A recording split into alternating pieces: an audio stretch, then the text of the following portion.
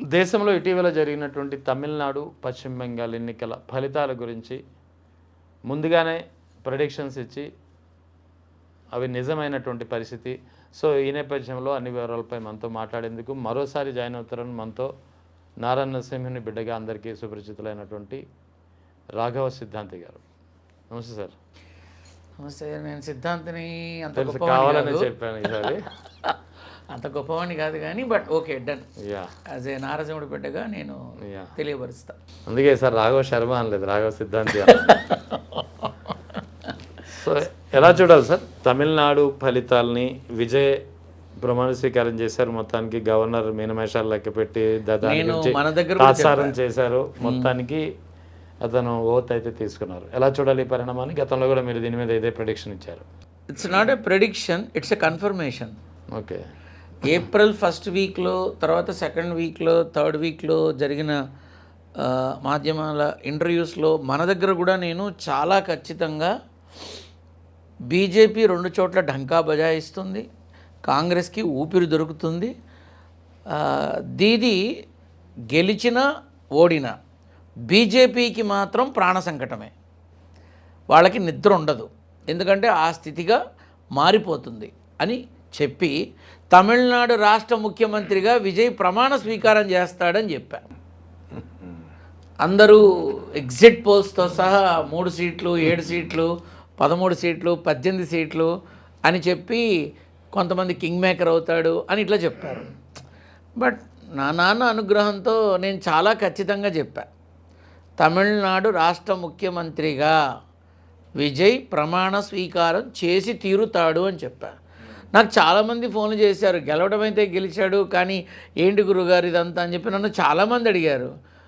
ముఖ్యమంత్రి అయ్యాక మాట్లాడండి, అప్పుడు మాట్లాడతాను అన్న. ఇక చెప్తున్నాను కదా, మనం సీనియర్లం, 40 ఏళ్ళు 50 ఏళ్ళు రాజకీయంలో ఉన్నాం, మనం ముఖ్యమంత్రులం. అలాంటిది ఇవాళ ఒక బచ్చాగాడు వచ్చి మనల్ని ఓడిస్తాడా అన్న ఈగో ఏదైతే ఉందో అది వాళ్ళని నిద్రపోనివ్వకుండా చేసి ఎక్కడన్నా దొరుకుతుందేమో అవకాశం ఆపడానికి అని విశ్వ ప్రయత్నాలు చేసి చాలా చేశారు. బట్ ఫైనల్గా ఏమైంది? నా నాన్న మాట నిజమైంది. సో ఈ బికమ్ ఏ చీఫ్ మినిస్టర్. నేను ఖచ్చితంగా చెప్పాను, అయ్యి తీరుతాడు అంతే. ఇక చాలామంది నేను చెప్పిన తర్వాత అయ్యే అవకాశం ఉన్నా ఉండడు, 6 నెలల్లో పడిపోతాడు, మళ్ళీ ఎన్నికలు వస్తాయి, మళ్ళీ ఇదే జరుగుతుంది, ఏ రకరకాల. మీ అంచనా ఏంటి? ఇప్పుడు విజయ్ పూర్తికాలం 5 ఏళ్ళు అధికారంలో ఉంటారంటారా, లేకపోతే మధ్యలో ఏమైనా ప్రభుత్వానికి ఏమైనా సంకటం ఏర్పడే అవకాశాలు ఉన్నాయా? ప్రభుత్వాన్ని కూల్చే ప్రయత్నం ఆగదు, అండర్లైన్ చేసుకోండి. ప్రభుత్వాన్ని కూల్చే ప్రయత్నం ఆగదు. వాళ్ళు ఎంతగా కూల్చాలనుకుంటారో విజయ్ అంత బలాన్ని పెంచుకుంటూ పోతాడు. ఇది కూడా వాస్తవం. అంటే 5 ఏళ్ళు కొనసాగుతుంది ఖచ్చితంగా. మరో ఎంజీఆర్ జయలలితని విజయ్ త్రిషలో మనం చూస్తాం. ఇది జరిగేదే. నేను ఇప్పుడు వాళ్ళకి యోగం ఉంది, నేను చెప్పడం ఏంటి? వాళ్ళకి యోగం ఉంది, వాళ్ళ ఆ స్థానాన్ని, ఆ స్థాయిని, ఆ హోదాని వాళ్ళు ఎలాగో దక్కించుకుంటారు. నేను చెప్పడం ఏంటి? వాళ్ళకు ఉంది అది. విజయ్ తమిళనాడు ముఖ్యమంత్రిగా ఎంజీఆర్, కరుణానిధి, జయలలిత, విజయ్ ఆ చరిష్మా, ఆ పవరు, ఆ హోదా ఏ రకంగా అయితే ఉందో అది విజయ్కు ఉంది. విజయ్ తర్వాత త్రిషకు ఉంది. అండ్ డెఫినెట్గా తమిళనాట ఏవైతే డిఎంకే, ఏఐడిఎంకే అనే పార్టీలు ఉన్నాయో వీళ్ళు రేపు ఒక్కసారిగా కలిసిపోయి విజయ్ని ఎలాగైనా సరే ఆ ప్రభుత్వాన్ని కూల్చాలి అనే పట్టుదలతోనే వాళ్ళు ఉంటారు, అందులో అనుమానం లేదు. అంటే మీరు చెప్పిన దాని ప్రకారం డిఎంకే ఏడిఎంకే కలుస్తాయంటారా? నేను అదే చెప్తున్నా, విజయ్ని పడగొట్టడానికి ఆ 2 కలిసినా ఆశ్చర్యపోకండి. ఎందుకంటే అక్కడ వాళ్ళ దృష్టిలో ఒక నిన్నగాక మొన్నొచ్చి పార్టీ పెట్టి ముఖ్యమంత్రి అయ్యి మనల్ని ఓడిస్తాడా అన్న భావన బయటికి చూపించట్లా. లోపల దాని ఏదో ఒక వర్డ్ ఉంటుంది, లోపల కొత్తలాడిపోతున్నారు. వాళ్ళ వల్ల కావట్లా, they are not able to face. కానీ విజయ్ ఏం చేశాడు? ఎంతో వినమ్రతతో మాజీ ముఖ్యమంత్రుల దగ్గరికి, పెద్దల దగ్గరికి తానుగా వెళ్ళి వారి యొక్క బ్లెస్సింగ్స్ కూడా కావాలి అని అడిగాడు. ఇది ఎవరికి ఉంటుంది? వాళ్ళకుంది ఎవరికన్నా? సో ఖచ్చితంగా తమిళనాడు రాజకీయాల్లో అందరూ చూస్తారు మరో ఎంజీఆర్ త్రిష వీళ్ళిద్దరూ అని, అదే ఎంజీఆర్ జయలలిత లాగా విజయ్ త్రిష ఇద్దరు అని. ఇది భవిష్యత్తులో వీళ్ళ విధానం ఇలా కంటిన్యూ అవుతుంది. త్రిష ఉండడం వల్ల వీడికి ఇదైంది, త్రిష ఉండడం వల్ల మధ్యంతర ఎన్నికలు వస్తాయి, త్రిష ఉండడం వల్ల ప్రభుత్వం కూలిపోతుంది అని కొంతమంది చెప్తున్నారు. వాళ్ళు చూస్తారు, మీరు చూస్తారు, నాకు ఎలాగూ తెలుసు కాబట్టి వెయిట్ చేయాల్సిన అవసరం లేదు. కానీ విజయుడై తీరుతాడు, విజయుడై తీరుతాడు, ఇది పక్క. అంటే Trisha centre of the attraction, centre of the politics, she will be in the అవుతుందా cabinet, she will be in the cabinet rank. ఒక క్యాబినెట్ హోదా కలిగినటువంటి స్థానంలో భవిష్యత్తులో తను ఉంటుంది, ఖచ్చితంగా ఉంటుంది. మంత్రి పదవి ఇస్తారా, నామినేటెడ్ ఇస్తారా, విప్ ఇస్తారా, ఇంకోట ఏదన్నా కానివ్వండి, ఖచ్చితంగా ఒక పూర్తి స్థాయి గుర్తింపుని త్వరలో తనకి దక్కుతుంది. ఇది జరిగి తీరుతుంది. ఇక హైదరాబాద్లో ప్రధాని మోదీ పర్యటన సందర్భంగా గచ్చిబౌలిలో హెచ్ఐసిసి అభివృద్ధి పనులకు సంబంధించిన ఒక కార్యక్రమంలో రేవంత్ రెడ్డి సమక్షంలోనే ప్రధాని మోదీ మాట్లాడిన వ్యాఖ్యలు ఇప్పుడు చర్చనీయాంశంగా మారుతున్నాయి. మీరు చేరుకోవాల్సిన స్థానాన్ని ఆప్ జహా जाना चाहते हैं वहाँ आप नहीं जा सकते, इसलिए मैं रेवंत जी को रिक्वेस्ट कर रहा हूँ कि आप हमारे साथ जोड़िए. మీరు చేరుకోవాల్సిన స్థానానికి మీరు చేరుకోలేరు కాబట్టి రేవంత్ గారు మీరు మాతో జతకట్టండి అని డైరెక్ట్గా ఓపెన్ డయాస్లో ప్రధాని మోదీ చెప్పడం, దానికి ఈయన ముసిముసి నవ్వులు నవ్వడం రేవంత్ రెడ్డి గారు దేన్ని అది సూచిస్తుంది అంటే మోడీ గారికి నమ్మకం, అంటే భవిష్యత్తులో రేవంత్ రెడ్డి ఏమైనా బీజేపీ ఫేస్ ఆఫ్ ద తెలంగాణగా మారుతున్నారా అనే ఒక చర్చ నడుస్తుంది. ఇప్పుడు మోడీ గారికి డైరెక్ట్గా కాకపోయినా ఇండైరెక్ట్గానైనా అన్నీ తెలుస్తూనే ఉంటాయి. అందులో ప్రత్యేకించి మన రేవంత్ రెడ్డికి సంబంధించినటువంటి విధానంలో స్టూడెంట్ లీడర్ దగ్గర నుంచి ఆ ప్రహసనం అక్కడ మొదలైంది, ఇవాళ ముఖ్యమంత్రి దాకా వచ్చింది. సో ఇది మా మొక్కే, ఇది మా తోటలో చిగురిచ్చిన మొక్కే అనే ఆప్యాయతాభావం మోడీ గారికి ఉందేమో. అండ్ ఇంకొకటి ఏంటంటే తెలుగుదేశంలో అన్నాళ్ళు పనిచేసి అక్కడి నుంచి కాంగ్రెస్లోకి వచ్చి కాంగ్రెస్లో సీఎం అయ్యి ఇప్పుడు కాంగ్రెస్ అయితే ఏంటి, తెలుగుదేశం అయితే ఏంటి, బీజేపీలోకి వచ్చినా కూడా నువ్వు సీఎంఏ అనే ఒక రకమైన విధానాన్ని తెలియపరిచారా అని అనుకుంటున్నారు ప్రజలంతా.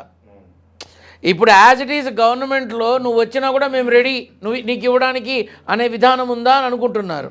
అంటే ఇక్కడ కాంగ్రెస్లో దగ్గర 10 మంది పైచీలకు అనుభవజ్ఞులు కాంగ్రెస్ ఆంధ్రాలో తెలంగాణలో పుట్టినప్పటి నుంచి ఉన్న నాయకులు ఎంతోమంది ఉండగా రేవంత్ రెడ్డి సీఎం ఎలా అయ్యారు?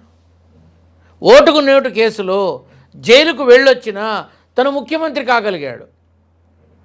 ఈ ఈ సిచ్యువేషన్ ఏదైతే ఉందో చాలామంది అంతర్గతంగా కూడా చాలామంది చాలా లోపల బాధపడుతున్న వాళ్ళు ఉన్నారు, బయటికి చెప్పరు కానీ ఇది నిజం.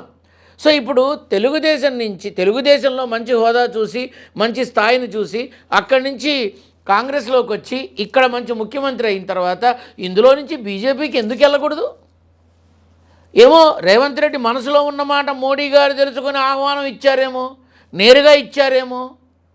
సో రేవంత్ రెడ్డి ఖచ్చితంగా ఊపిరి ఉన్నంత వరకు కాంగ్రెస్లోనే ఉంటాను అనే మాట, ఊపిరి ఉన్నంత వరకు చంద్రబాబు నాయుడు గారితోనే ఉంటాను అని చెప్పడం కూడా విన్నా నేను. ఎన్టీఆర్ భవన్లో తెలుగుదేశం పార్టీ ప్లీనరీ సమావేశాల్లోనూ మహానాడు సమావేశాల్లోనూ ఈ ఊపిరి ఉన్నంత వరకు తెలుగుదేశం పార్టీకి భుజాన పెట్టుకుని మోస్తాను, చంద్రబాబు నాయుడు గారి చెయ్యి వదిలిపెట్టి పోను అని చెప్పిన మనిషి ఇవాళ కాంగ్రెస్లో ఉండి రాహుల్ గాంధీకి అత్యంత ముఖ్య అనుచరుడిగా ఇప్పటికీ వదలలేనట్టుంది కదా, ఇప్పటికీ కదా. సో ఆ ప్రకారంగా ఉన్న ఇప్పుడు అక్కడా చెప్పిన మాటే ఇక్కడా చెప్పిన మాటే రేపు నరేంద్ర మోడీ గారి కోసమని ఎందుకు చెప్పకుండా ఉంటారు? వెళితే చెప్పొచ్చుగా. రాజకీయంలో ఏది కూడా శాశ్వతంగా ఇక్కడే ఉంటుంది అని అనుకోవడానికి లేదు. ఆదర్శంగా తీసుకోవాల్సిన రాజకీయ నాయకులు వేళ్ల మీద లెక్క పెట్టచ్చు మనం ఈ పార్టీల్లో. కాబట్టి ఇప్పుడు ఆయన పిలిచారు, ఈయన నవ్వాడు, రేపు వెళ్ళి కౌగిలించుకుంటారేమో, ఎవరికి తెలుసు. కానీ రేవంత్ రెడ్డికి మాత్రం ప్రస్తుతం జరుగుతున్న సమయం మాత్రం అంత సహేతుకంగా మాత్రం లేదు. ఎందుకంటారు? ఎందుకంటే అంతర్గత కలహాలు, వర్గ పోరులు, అంతర్గతంగా జరుగుతున్నటువంటి వ్యవహార శైలులు, తనకి లేని అండ ఏదైతే ఉన్నాయో ఇవన్నీ కూడా పూర్తిగా తనని ఇబ్బంది పెట్టే విధంగానే ఉంటున్నాయి. ఖచ్చితంగా అదే విధంగా ఉంటున్నాయి. సో ఈ విషయంలో ప్రతిదీ ఖచ్చితంగా రాహుల్కి బాగా దగ్గరై రాహుల్ గాంధీతో బాగా చర్చించి ప్రతిదీ తన ద్వారానే అన్నీ చేయించుకునే క్రమంలో ఒంటరి పోరాటం జరుగుతోంది రేవంత్ రెడ్డి ద్వారా. రేవంత్ రెడ్డి ఒంటరి పోరాటమే జరుగుతోందని అంటాను నేను. తాను ఒక్కడే చేస్తున్నాడు ప్రతిదీ. మిగతా వాళ్ళు చెయ్యాల్సింది చేస్తున్నారు, నెత్తినేసుకొని చెయ్యట్లా.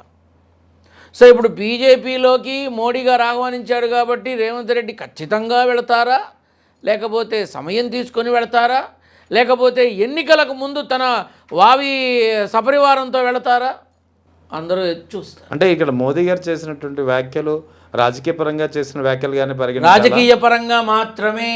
ఓకే, ఇది రాజకీయ నరేంద్ర మోడీ గారికి ఎట్టి పరిస్థితుల్లోనూ ఎలాగైనా పూర్తి స్థాయి భారతీయ జనతా పార్టీ పూర్తి స్థాయి ప్రభుత్వాన్ని ఏర్పాటు చేయాలి తెలుగు రాష్ట్రాల్లో అనేటటువంటి ప్రగాఢమైన కోరిక, విచ్ ఈజ్ నాట్ పాసిబుల్. అది జరగదు. Bharatiya Janata party, BJP party ఇంకొకరి సపోర్టు లేకుండా ఖచ్చితంగా సింగిల్గా ఏర్పాటు చేయడం అనేది జరగదు. చాలా కష్టం, మన్ను విరిగి మీద పడాలి, కానీ కష్టం. బీజేపీ సింగిల్గా వితౌట్ ఎనీ సపోర్ట్ తెలుగు రాష్ట్రాల్లో ప్రభుత్వ ఏర్పాటుకి కష్టం, జరగనే జరగదు. అందుకే రేవంత్ రెడ్డి గురించి ఆలోచిస్తున్నారా? జరగనే జరగదు. అందుకే రేవంత్ కోసం ఆలోచిస్తున్నారా? ఇప్పుడు తెలుగుదేశంలో ఉండి కానీ కాంగ్రెస్లోకి వచ్చి కాంగ్రెస్లో ఉన్న పెద్ద తలకాయలన్నింటినీ పక్కన పెట్టి సీఎం కాగలిగాడంటే ఇప్పుడు రేవంత్ రెడ్డిని తీసుకొని తాను అనుకున్న విధంగా రేవంత్ రెడ్డి ద్వారా చేసి మొత్తం అందరినీ పక్కన పెట్టి రేవంత్ రెడ్డినే సీఎం అంటే ఎందుకు కాకూడదు? కాకపోతే అందరినీ బుజ్జగిస్తూ అందరినీ హక్కున చేర్చుకొని అందరినీ దగ్గర తీసుకొని అందరికీ అన్ని రకాల సదుపాయాలు, అవకాశాలు, వనరులు అన్నీ ఇచ్చి తదుపరి తాను అనుకున్న విధంగా ముందుకు వెళ్ళడానికి దోహదపడే విధంగా మార్గాన్ని ఎంచుకోవడంలో నరేంద్ర మోడీ భీష్మ పితామహుడు. ఆయన మామూలు మనిషా? ఎన్నిసార్లు ఇప్పుడు నేను 15 ఏళ్ళు చేశా ముఖ్యమంత్రి అని అనుకుంటే సరిపోదు. 3 సార్లు ముఖ్యమంత్రిగా, 3వ ప్రధానమంత్రిగా ఆ స్థాయికి వెళ్ళడం అంటే అది మామూలు విషయమా? సో రేపటి రోజున రేవంత్ రెడ్డి టీడీపీలో నుంచి కాంగ్రెస్లోకి వచ్చినట్టు కాంగ్రెస్లో నుంచి బీజేపీకి ఎందుకు రాకూడదు? రావచ్చుగా. అరే ప్రధానమంత్రి అవకాశం ఇస్తే ఆయన ఎందుకు వద్దంటాడు స్వామి? కాబట్టి అది రాజకీయపరమైనటువంటి ఒక బాణాలే తప్ప ఏదో వ్యక్తిగతంగా మాత్రం కాదు. అక్కడ రేవంత్ రెడ్డి మనసుకు నచ్చే విధంగానే ప్రోగ్రాం జరిగింది. ఆయన అన్నారుగా, నాకు రేవంత్ రెడ్డి చెప్పింది నచ్చింది, రేవంత్ రెడ్డి మాట్లాడన్నాడు కాబట్టి నేను మాట్లాడను, రేవంత్ రెడ్డి చెప్పాడు కాబట్టి నేను చెప్తా, రేవంత్ రెడ్డి కోరుకున్నది నేను ఇస్తా. ఇప్పుడు కేంద్ర మంత్రి కోరుకున్నాడా, లేకపోతే ఉప ప్రధాని కోరుకున్నాడా, స్పీకర్ కోరుకున్నాడు, ఎవడికి తెలుసు? మీరు కోరుకున్నది ఇస్తానన్నాడు. రేవంత్ రెడ్డి ఏం కోరుకుంటాడు? తెలంగాణ ముఖ్యమంత్రి కోరుకుంటాడు, ఇంకేమీ కోరుకోడు ఆయన. మహా అయితే కేంద్రంలో ఒక కీలకమైన స్థానంలో ఉండాలని ఆశపడతారు కానీ వేరే ఏం లేదు. But I'm sure about this, ప్రస్తుతం రాష్ట్రాన్ని వదిలిపెట్టిపోయే ఆలోచన రేవంత్కి లేదు. సో 2028 ఎన్నికలకి ఈ పరిణామం జరుగుతుందంటారా? తెలంగాణ 28 జమిలీ ఎన్నికలు వస్తే అప్పుడైనా జరగచ్చా? ఎనీ టైం చాలా చాలా ఖచ్చితమైన అవకాశం ఉంది. 2027 సంవత్సరం రాజకీయ పరంగా అన్ని పార్టీల వాళ్ళలో కొన్ని లుకలుకలు మొదలైతే, కొన్ని జంపింగ్ జపాకులైతే, కొన్ని అంతర్గత పోరులైతే, కొన్ని వర్గ పోరులైతే జరగడానికి ఆస్కారం చాలా ఉంది. ఏ పార్టీలో ఎలాంటి రాజకీయ పార్టీలన్నా ఏ పార్టీలో ఎలాంటి పరిణామాలు? ఆంధ్ర పార్టీల గురించి చెప్పండి. ఆంధ్రాలో అయితే చాలా వరకు మీరు పార్టీలు మారడాలు చూస్తారు. పార్టీ కూటమిలో అయితే కొట్లాటలు, నేను చెప్పాను, మీకే చెప్పా ఇక్కడ, కూటమిలో వాళ్ళలో వాళ్ళే కుర్చీలు విసురుకొని కొట్టుకుంటారు అని చెప్పా. మొన్ననే జరిగింది పిఠాపురంలో. నేను ఇక్కడ చెప్పిన కొద్ది రోజులకే జరిగింది పిఠాపురంలో కుర్చీలు పెట్టి కొట్టుకోవడం. నేను ఇక్కడ చెప్పా, ఎంత కష్టపడ్డా కళ్యాణ్ బాబుని గెలిపించినా ఎన్ని చేసినా వర్మకి అవమానం తప్పదు అని చెప్పా. ఏదైనా అబద్ధమైందా? సో ఆ పార్టీల్లో కూడా కొంత ఈ డిస్టర్బెన్స్ అనేది ఏది కూటమిలో ఉన్న పార్టీల మధ్య అంతర్గతంగానే డిస్టర్బెన్స్లు ఎక్కువ అవుతాయి. అలాగే ఇక్కడ కొంత బీఆర్ఎస్ పార్టీలో అనిశ్చితి కొంత ఏర్పడుతుంది. ఈ సంవత్సరమే ఏర్పడుతుంది, తర్వాత మళ్ళీ మామూలే. కాబట్టి వచ్చే సంవత్సరంలో కొత్త నాయకులు, బాగా అనుభవజ్ఞులైన నాయకులు వేరే పార్టీలోకి వెళ్ళడాలు, ఇలాంటి కవితమ్మ పార్టీలో కొంతమంది చేరడాలు, అన్ని పార్టీల నుండి ఇలాంటివన్నీ జరుగుతాయి.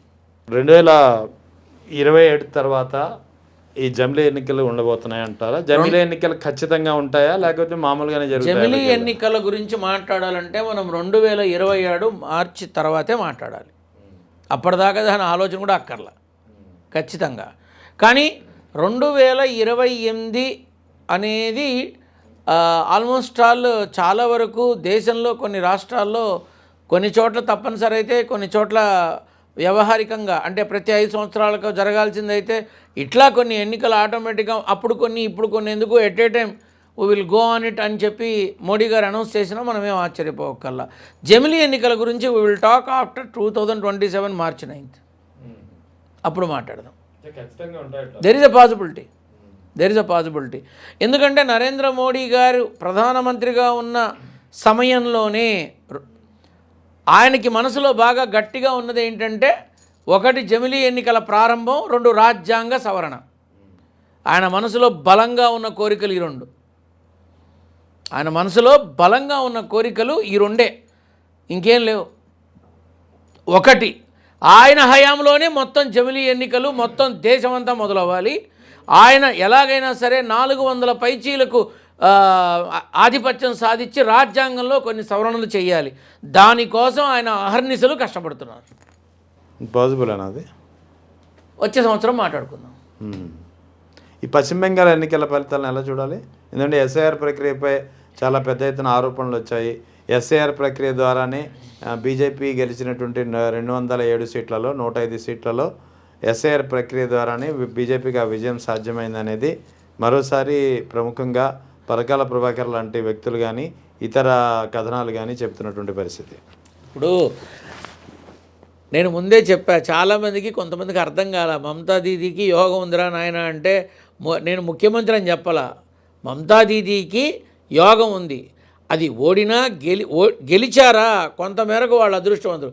ఓడిందా ఇక ఆ క్షణం నుంచి ప్రభుత్వం ఎవరైనా సరే వాళ్ళకి కంటి మీద కునుకు లేకుండా చేయడం మనకి అహర్నిశలు కష్టపడుతుంది మమతా దీదీ. చెప్పాను ఈ మాట, ఇంకా చాలా ఖచ్చితంగా చెప్పా. ఎట్టి పరిస్థితుల్లోనూ అంత బలంగా వచ్చిన బీజేపీ ప్రభుత్వాన్ని ఏదో ఒక రకంగా డిస్టర్బెన్స్ క్రియేట్ చేసి వాళ్ళకి దాన్ని ఏమంటారు రాచపుండుగా మారి అన్ని రకాలుగానే ఇబ్బందులు పెట్టి రేపు అక్కడ వెస్ట్ బెంగాల్లో కులమత ఘర్షణలకి దారి తీసి రాష్ట్రాన్ని అల్లకల్లోలం చేసి ఏదో రకంగా తనని ఉనికిని చాటుకునే ప్రయత్నం మమతా దీదీ ఆపదు, జరిపి తీరుతుంది. సో 2026 నవంబర్ 9 తర్వాత వైఎస్ జగన్కిలో ఒక కొత్త విధానం ఉంటుంది, ఆయనకి కొత్త యోగం ప్రారంభమవుతుందని మీరు ఇంతకుముందు కూడా చెప్పారు. అసలు ఏంటి, ఎలా ఉండబోతుంది ఏంటి, కెన్ యూ ఎలాబరేట్? 2026 ఈ సంవత్సరం నవంబర్ 9 తర్వాత నుంచి బోనులో ఉన్న సింహం అడవిలోకి వస్తుంది. సింపుల్గా ఒక మాట చెప్పా మీకు, బోనులో ఉన్న సింహం అడవిలోకి వస్తుంది. అడవిలోకి వచ్చిన సింహాన్ని ఏమని పిలుస్తారు? మృగరాజు అంటారు. సో అంటే విధానము ఏమిటి అంటే, ప్రజల దగ్గరికి నేరుగా వెళ్ళి గతంలో జరిగిన పొరపాట్లు ఏవైతే ఉన్నాయో ఆ పొరపాట్లని పూర్తిగా విశ్లేషణాత్మకంగా వివరణ సమేతంగా ప్రతి ఒక్కళ్ళకి అది తెలియాలి అన్న ఒకే ఒక లక్ష్యంతో తాను ప్రారంభించబోయే విధానం దడ పుట్టిస్తుంది అవతల వాళ్ళకి. ఇది మాత్రం వాస్తవం. ఖచ్చితంగా అంటే ఇప్పుడు సపోజ్ రెడ్ బుక్ రాజ్యాంగం అనేదో మాటలు వస్తున్నాయి. ఆ రెడ్ బుక్లో ఏముంటాయి? ఆ కూటమిలో ఉన్నటువంటి నాయకులు ఎవరైతే ఉన్నారో, ఎవరైతే ఇబ్బంది పడ్డారో గత సంవత్సరంలో, ఎవరైతే కేసులు అయ్యేలా చేశారో వాళ్ళ పేర్లే ఉంటాయి. వాళ్ళ మీద కేసులు కానీ అరెస్టుల పర్వం కానీ ఇవన్నీ కొనసాగుతూనే ఉంటాయి. అది కామనే. బట్ ఇక్కడ విషయం ఏమిటంటే ప్రజలు ప్రతి ఒక్కటి గమనిస్తారు. వీళ్ళు కేవలం కక్షపూరితంగా వ్యక్తిగతమైనటువంటి కోపాలతో, వ్యక్తిగతమైన కక్షలతో వీళ్ళు ఒక చర్యలకి దిగబడ్డారా అనే ఆలోచన ప్రజలకు వచ్చి తీరుతుంది. అంతేకాదు, ఏవైతే ఈ ల్యాండ్ సర్వేల గురించి గత ప్రభుత్వంలో ఉన్నప్పుడు జగన్మోహన్ రెడ్డి గారు చెప్పారో అది కరెక్ట్ అని చెప్పింది ఎవరు? తెలుగుదేశం ఎమ్మెల్యేలు, ఎంపీలు, మినిస్టర్లే పబ్లిక్గా 10 మంది ముందులో చెప్పారు. ఆయన చేసిన సర్వే కరెక్టే, ఆయన చూపించింది కరెక్టే, ఆయన ఇచ్చిన సర్వేల రూపంగా ఆయన ఇచ్చిన స్టేట్మెంట్లు కరెక్టే అని చెప్పారు. కానీ ఇదే మనుషులు ఆనాడు ఏం చెప్పారు? ఇంకేముంది, మీ భూములు అన్యాక్రాంతం అయిపోతాయి, ప్రభుత్వపరం అయిపోతాయి, మీరు అమ్ముకోలేరు, కొనుక్కోలేరు, వాడుకోలేరు, ఇల్లు కట్టుకోలేరు అనే ఒక భయాన్ని ప్రజల్లో తీసుకొచ్చి ఆ భయంతోనే ఒక రకమైనటువంటి అడుగు వేశారా అనే ఆలోచన ఇప్పుడు ఉన్న వాళ్ళందరికీ ఉంది. మరి అప్పుడు మాట్లాడారుగా, మరి ఇప్పుడు ఇలా మాట్లాడుతున్నారు ఏంటని ప్రజలు అడుగుతున్నారు. ఇక్కడ ఇంకొక విషయం ఏంటంటే, జగన్మోహన్ రెడ్డి గారికి నవంబర్ 9 తర్వాత ఆయన ఏదన్నా యాత్రలు మొదలుపెట్టినా, ప్రజల దగ్గరికి వెళ్ళే ప్రయత్నాలు చేసినా, ఏదైనా సభలు నిర్వహించినా ఖచ్చితంగా ప్రత్యర్థులకి మాత్రం ఆలోచన మొదలవుతుంది. ఎందుకంటే 6 హామీల విధానంలో కూటమి ప్రభుత్వం ఏ అడుగు అయితే వేయడం జరిగిందో ఈరోజు వరకు ఆ 6 హామీలకి సంబంధించి ఆంధ్రప్రదేశ్లో ఉన్న అన్ని నియోజకవర్గాల్లో ఆ 6 హామీల యొక్క స్థితిగతులు కానీ, అవి ఎంతవరకు వచ్చాయని కానీ, ఎవరికి చెందాయని కానీ ఒక్క వివరణాత్మకమైనటువంటి డిస్ప్లే ఏ ఎమ్మెల్యే ఆఫీస్లో కూడా లేదు. ఉందా? లేదు. సో ఖచ్చితంగా వీటిని రానున్న రోజుల్లో ప్రజలు అడిగి తీరుతారు. ఖచ్చితంగా అడిగి తీరుతారు. ఏది ఎన్నికలప్పుడు కాదు, ఎన్నికలకి ముందే ఈ సంవత్సరంలో జాబ్ క్యాలెండర్ ఇంకా విడుదల చేయలేదని నిరుద్యోగులు బయటకు వచ్చే అవకాశం ఉంది. సరైన విధానంలో మా జీవితాలు ఉండట్లేదు అని డ్వాక్రా వాళ్ళు బయటకు వచ్చే విధానం ఉంది. ఆ తర్వాత ఇళ్ల పట్టాల గురించి జరిగిన నష్టాన్ని, కలిగిన కష్టాన్ని ప్రజల్లో అందరికీ తెలియపరచడం కోసం రైతులు కానీ, అమరావతిలో భూములు ఇచ్చినటువంటి రైతులు కానీ అందరూ బయటికి వచ్చే అవకాశం ఉంది. క్యాబినెట్లో ఏదైతే వీళ్ళు ఒక నిర్ణయం తీసుకొని ఇళ్ల పట్టాలకి సంబంధించిన దాన్ని క్యాన్సిల్ చేశారో ఆ 50,000 మంది ప్రభుత్వాన్ని నిలదీసే అవకాశం ఉంది. అంతేకాకుండా ఇచ్చిన హామీల్లో అందరికీ అందని కొన్ని హామీలు వాళ్ళకిచ్చారు, మాకెందుకు ఇవ్వలేదు అని అడిగే అవకాశం ఉంది. అండ్ ఖచ్చితంగా సచివాలయం వాలంటరీ సంస్థ ఖచ్చితంగా ఒక పెద్ద రణరంగమే చేస్తుంది. మా జీవితాలు పోయినాయి, మా ఉద్యోగాలు పోయినాయి, మాకు ఆదాయాలు పోయినాయి, మీకు కావాల్సిన వాళ్ళకి, మీకు నచ్చిన వాళ్ళకి అట్టే పెట్టుకున్నారు, మిగతాది పోయింది అని బాధపడుతూ గుండెలు బాదుకునే సంఘటనలు మనం భవిష్యత్తులో చూస్తాం. అది జరిగి తీరుతుంది. సో ఇటువంటి విధానంలో ఏదైతే ప్రజానీకం తమ జీవన విధానాన్ని గడుపుతోందో వాళ్ళందరికీ మళ్ళీ చెప్తున్నాను కదా, ఆనాడు ఓదార్పు యాత్ర ఏదైతే ఉందో దానికి 2 ఫలితం ఇప్పుడు చూస్తారు జనాలు. ఆ జగన్మోహన్ రెడ్డి గారు వెళ్ళే ప్రతి చోట వచ్చేటటువంటి ఆ రెస్పాన్స్ ఏదైతే ఉందో అది చాలు అందరికీ తెలియపరచడానికి. సో వైఎస్ఆర్ కాంగ్రెస్ పార్టీ ఎలా ఉండబోతుంది రానున్న రోజుల్లో? అంటే వెళ్ళిపోయిన వాళ్ళు తిరిగి వస్తారు కొంతమంది. అంటే యువ రక్తానికి ఎక్కువ ప్రాధాన్యత ఇవ్వడం జరుగుతుంది. పార్టీని నమ్ముకొని కేసులకి లోనై అరెస్టులకి లోనై జైలు జీవితాన్ని అనుభవించి నానా కష్టాలు పడ్డవాళ్ళ ప్రతి ఒక్కళ్ళని గుర్తుపెట్టుకొని మరి జగన్మోహన్ రెడ్డి న్యాయం చేసి తీరుతారు ఖచ్చితంగా. ఇప్పుడు జనాల్లో ఏమైపోయింది అంటే టీడీపీ కమ్మవారు చౌదరి గారు వీళ్ళే ఉంటారు, భాజపా హిందువులు ఎక్కువ ఉంటారు, జనసేన కాపు సామాజిక వర్గం ఎక్కువ ఉంటారు అనే ఒక ముద్ర వేసేస్తున్నారు బయట. ఎంత తప్పు అసలు! మహిళామణి లోక్సభలో అమరావతి అయితే కమరావతి అని అనడం అనేది ఎంత తప్పది! అసలు ఎలా అనుమతి ఇచ్చారు? ఆ మాట అన్న తర్వాత ఎందుకు చర్య తీసుకోలేదు? అమ్మ మీరు మీ మాట వెనక్కి తీసుకోండి, మీరు అలా మాట్లాడకూడదు అని చెప్పి ఎందుకు అనలేదు? నాకు అడగాలని ఉంది వాళ్ళని. ఏమో మీరు ఇంత పెద్ద రేణుకా చౌదరి, ఎస్, ఇంత పెద్ద పేరు, ఇంత పెద్ద హోదా, ఇంత స్థాయి, ఇంతకొచ్చారు కదా, మీరు అలా అనొచ్చా అమ్మ మీరు అని అడగాలని ఉంది.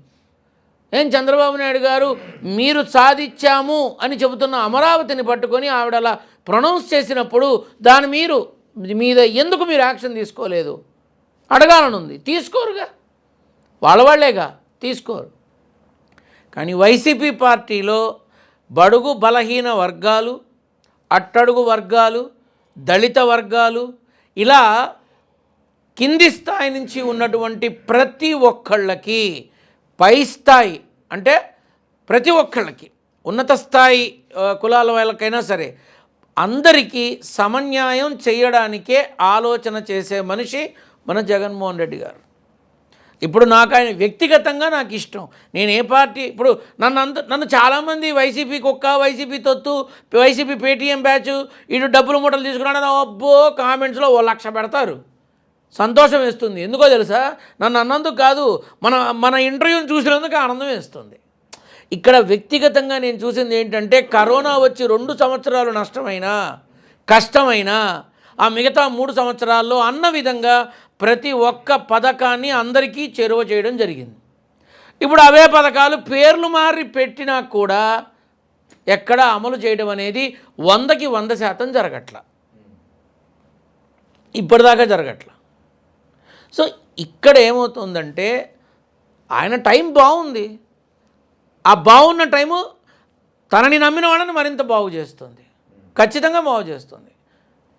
వచ్చే ఎన్నికల లోపల 6 హామీలు పూర్తి చేస్తే నిజంగా చాలా గొప్ప విషయం. వీ మస్ట్ అప్రిషియేట్ కూటమి గవర్నమెంట్. బట్ ఏంటంటే వాళ్ళకి పడట్ల. ఎన్నికల ముందు జనసేన వాళ్ళు ఎంతమంది బయటికి వస్తారు కూటమి నుంచి అనేది 1 ఇయర్ బిఫోరే చూస్తారు. అంతా 1 ఇయర్ బిఫోరే చూస్తారు.